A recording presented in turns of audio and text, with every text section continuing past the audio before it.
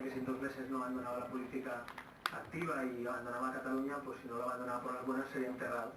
Literalmente una amenaza de muerte en toda regla, básicamente eso. Estamos viendo ese pasquín, esa amenaza, ¿es la primera que recibe?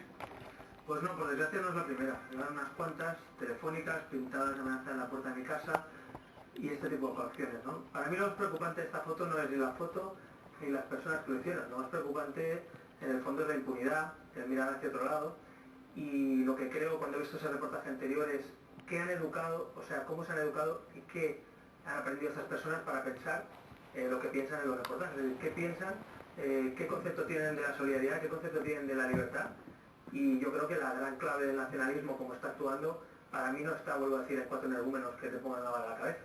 La clave está en la educación que ha recibido durante una educación nacionalista, y además yo la he vivido como ciudadano de Cataluña, lo que tenemos en los medios de comunicación, lo que se intenta transmitir desde el nacionalismo, y todo eso es lo que está haciendo que hoy en día en Cataluña, y concretamente en toda España, por un problema español, tengamos lo que tenemos. Para mí, uno de los grandes errores, seguramente, de este periodo de Estado de las Autonomías ha sido precisamente transferir la educación, dejarla en manos de nacionalistas para que puedan educar y decir, pues tonterías, con perdón, como que España en el 1714 hay una guerra entre España y Cataluña, este tipo de mentiras que van calando en la sociedad y que al final aparecen algunos pues que le ponen a uno la bala a la cabeza. Esa es la primera opinión de Albert Rivera. Vamos primero a presentar al resto de invitados. Está con nosotros también, al lado de Albert Rivera, Xavier Safón Trías, eres concejal de Mataró.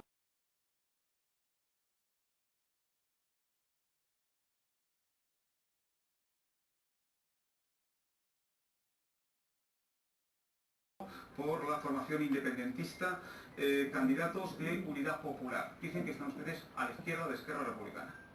Sí, señor. Vale, ahora nos dará las opiniones. Está también Rosa Díez, que es miembro destacado del